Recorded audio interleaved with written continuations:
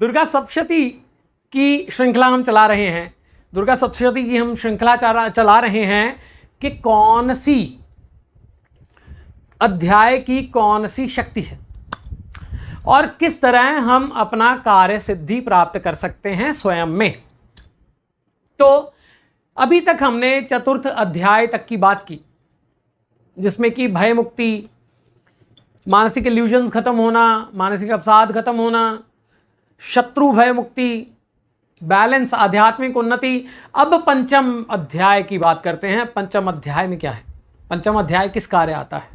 अगर आप पर तंत्र बाधा है, याद रखिए, अगर आप पर तंत्र बाधा है, अगर आपके ऊपर ऐसी उग्र तंत्र बाधा आ गई है कि उसका निवारण कहीं नहीं हो रहा, तो पंचम अध्याय, केवल पंचम अध्याय है जो आपको सभी प्रकार के तंत्रों से मुक्त कर सकता है। मारण, मोहन, वशीकरण, उल्लीकन, उच्चाटन, विद्वेषण, सब प्रकार की समस्याएं इससे निदान होती हैं। बड़ी सी बड़ी प्रेत बाधा दूर करने की यह शक्ति रखता है। यह जो पंचम अध्याय है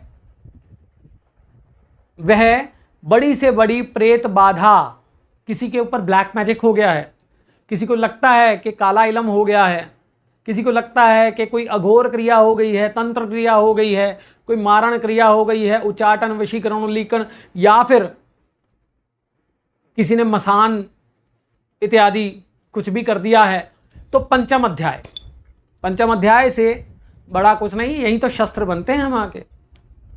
तो पंचम अध्याय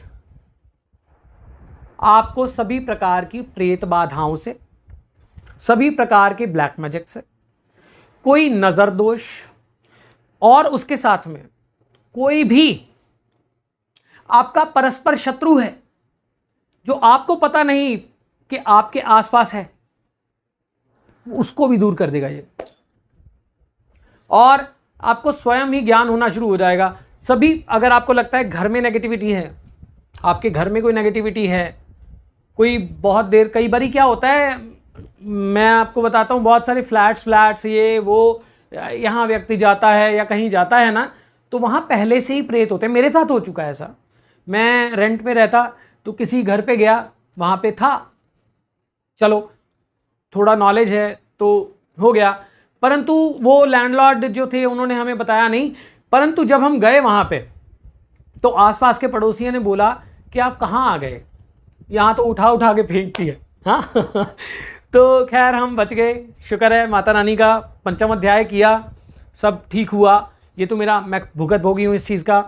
पंचम अध्याय सब प्रकार के प्रेतों का नाश करती है, और नाश ही नहीं करती, उनको मोक्ष भी देती है। यानी अगर उनके अंदर कोई शत्रुभाव भी है, देखिए प्रेत या कोई ऐसा होता है ना, उसको या तो भेजा जाता है या कोई पुराना आपका कार्मिक रिलेशन होता है, ये उसको भी वॉश कर देता है।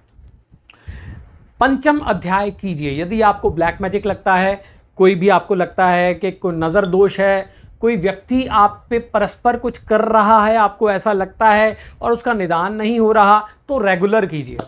पंचम अध्याय 1 बार कर लीजिए, 11 बार कर लीजिए, 5 बार कर लीजिए, जैसे मैंने बताया है वैसे ही करना है।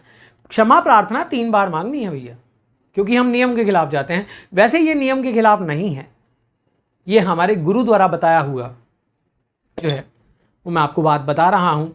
परंतु फिर भी एक कॉमन नियम है कि भैया या तो मध्यम पढ़ो या पूरे पढ़ो, ठीक है, और एक चैप्टर तो पूरे कभी मत करो।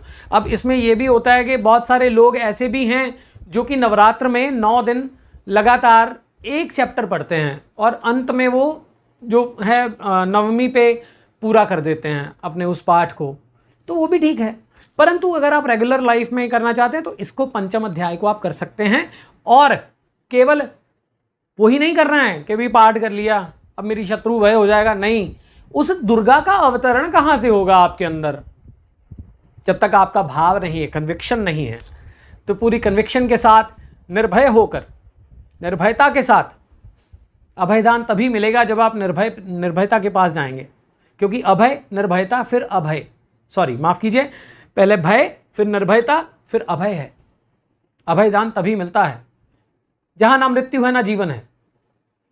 तो सभी प्रेत बाधाओं का नाश करने वाला, तो सभी प्रेत बाधाओं का नाश करने वाला पंचम अध्याय है। कीजिए इसे, भगवती कृपा करे।